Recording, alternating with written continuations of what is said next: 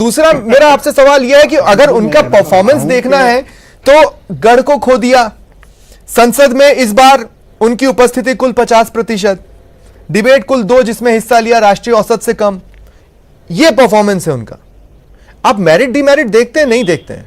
अब जवाब दीजिए। स्वप्निल, नहीं मैं स्वप्निल ये कहना चाहता हूं कि निश्चित रूप से आप बिल्कुल ठीक कह रहे हैं कि राजनीति में कॉर्पोरेट हाउस स्टाइल नहीं चाहिए। राहुल गांधी जी कॉर्पोरेट स्टाइल में काम नहीं करते हैं, वो राउंड द क्लॉक एक तरह से काम करते हैं, पूरे समय अपने साथ में रहते हैं। अगर किसी कारण से वो अपनी कोई व्यक्तिगत कारणों से विदेश अगर चले जाते हैं तो वो ऐसा मतलब नहीं कि उनको बिल्कुल उनकी जो जीवन का प्राइवेट लाइफ चले जाते हैं, उत्तराखंड में चले जाते हैं कभी कभी। मैं विदेश की बात ही नहीं कर रहा हूं, मैं कह रहा हूं वो छुट्टी ले लेते हैं। नहीं कोई मैं कब विदेश की बात कर रहा हूं, मैं छुट्टी की बात कर रहा हूं। मैं कहता हूं कि क्या सार्वजनिक जीवन जीने वाले को कहीं अपना separate time social life lead करने का मौका नहीं दिया जाता है या नहीं देना चाहिए? कहीं ऐसा लिखा हुआ है क्या? राहुल गांधी जी अगर जाते हैं तो बतंगड़ बनता है, मोदी जी अगर टूर करते हैं तो वो बिल्कुल जिसे कहते हैं राज की टूर करते हैं। मोदी जी ने जितने प्रधानमंत्री बनने के बाद में विदेश यात्राएं करी, मैं समझता हूं कि भारत के इतिहास अभी राहुल पे इतनी विदेश यात्रा नहीं करी। पहले हिस्से का जवाब दिया, दूसरा हिस्सा उनका परफॉर्मेंस। मेरा मतलब यह है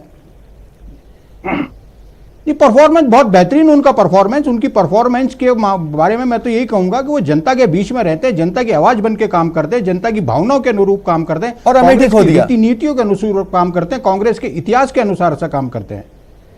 कांग्रेस ने अपना एक गढ़ खो दिया, अमेठी, उन्हीं के अंडर में। नहीं देखिए, मैं कहता हूं गढ़ जीत नहीं, जीत हार एक अलग चीज है। जीत हार का मतलब ये नहीं है इंदिरा जी भी हारी है, कोई बात नहीं है, वापस जीती भी है, ऐसी कोई बात नहीं है। जीत हार एक राजनीति का एक पहलू है, एक सिक्के के 2 रूप हैं। इसका मतलब ये नहीं कि आप किसी के व्यक्तिगत मतलब उसको मुझे एक बात बताइए सचिन जी, लगा दे। क्या आप कह सकते हैं आज हम विपक्ष के 2024 में अमेठी वापस आएगा और राहुल गांधी वहां से जीत जाएंगे?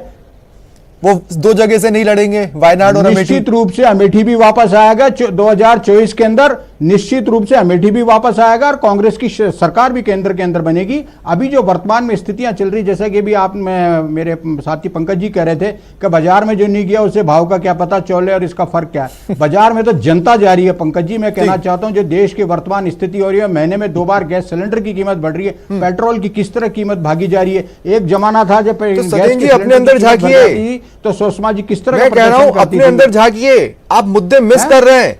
आप कांग्रेस पार्टी हमारे मिस कर रही है। मनमोहन सिंह जी के सरकार ये मुद्दे अगर चले जाएंगे तो फिर क्या पकड़ के रखेंगे आप? राहुल गांधी नहीं कर रहा हूं, हाँ नहीं, मुद्दे कांग्रेस पार्टी ने कभी मिस नहीं किए। मुद्दे जनता के जो होते हैं, जनता की जो आवाज होती है, कांग्रेस पार्टी सदैव जनता के साथ मिलकर उनको उठाती है। अभी जो किसानों का आंदोलन चल रहा है वो भी एक शर्मनाक स्थिति में आंदोलन चल रहा है कि लंबे समय से आंदोलन चल रहा है। 34 किसान मारे गए हैं, उसके ऊपर सरकार का कोई ध्यान नहीं है, कोई संज्ञान नहीं है। पंकज जी अब मैं आपके पास आ रहा हूं।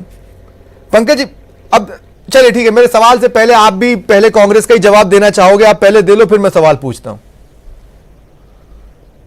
नहीं, आप तो पूछ लीजिए मुझसे। मैं तो देखिए इनका जवाब तो देखिए, इनका तो नीतियां जो है ना, देखिए कांग्रेस की जो नीतियां हैं, इन्होंने कहा कि साहब हमने मुद्दे खोए नहीं, बिल्कुल नहीं खोए। चाहे बेसिकली जो है वो जेएनयू वाला मामला हो, चाहे बेसिकली कश्मीर वाला मामला हो, चाहे अदर मामला हो, एयर स्ट्राइक का मामला हो, उनका मुद्दा खोया उसमें। इस पर एक बात कहना चाहता हूं, ये तो जो है एयर स्ट्राइक पर आपको शिकायत नहीं होगी, आपको शिकायत नहीं होगी, मुझे सवाल पूछ लेने दें, आपको बिल्कुल शिकायत नहीं होगी। अरे यार सामुदायिकता, आप पंकज जी सुनिए ना, स्वप्निल भाई, पंकज जी सुनिए, पंकज जी सुनिए, मेरी बात सुनिए, पंकज जी मेरी बात सुनिए। और सांप्रदायिक की बात कर रहे हैं। जिन मुद्दों को अगर कांग्रेस ने पकड़ा तो वो मुद्दे आपके फायदे के हुए। पूछ लीजिए आप, जिन मुद्दों को कांग्रेस ने पकड़ा वो मुद्दे आपके फायदे के हुए। जयपुर में रहते लोगों को शर्म नहीं आ रही? नहीं बिल्कुल नहीं, मैं इसका भर्त्सना करता हूं इस तरह की विचारधारा का। क्या तो भाईचारे की बात को खत्म करना चाहते हैं? नहीं, भाईचारा यही तक ही है। देखिए भाईचारा है, भाईचारा है, भाईचारा आपका जो है के साथ था, भाईचारा आपके साथ जो है कोई नहीं था, यही तो खत्म कर दी। नहीं तो पंकज जी एक बात बताइए ना। अरे सर जवाब क्वेश्चन पूछ लेने दीजिए। पंकज जी कौन सा जवाब दिया आपको भैया? पंकज जी क्या कांग्रेस का सेक्युलरिज्म आपको फायदा पहुंचा रहा है? जी मैं इसको दूसरे तरीके से भी पूछ सकता हूं, लेकिन वो बहुत तीखा हो जाएगा। हम तो क्या, लेकिन क्या कांग्रेस का सेक्युलरिज्म आपको फायदा पहुंचा रहा है? देखिए मैं फिर आपको कह रहा हूं, देखिए मैं कह रहा हूं साहब, सेक्युलरिज्म का शब्द जो है बेसिकली बाबा साहब भीमराव अंबेडकर का था या 1976 में शामिल किया गया? मुझे बताइए किसने शामिल किया? क्या भीमराव साहब अंबेडकर का जो है संविधान पूरा नहीं था? कम पढ़ना था इनको? जवाब दीजिए, ये बताइए यहाँ कम पढ़ना था, उसमें गलती हो गई थी, इसलिए हमने ये सेक्युलरिज्म का पार्ट डाला।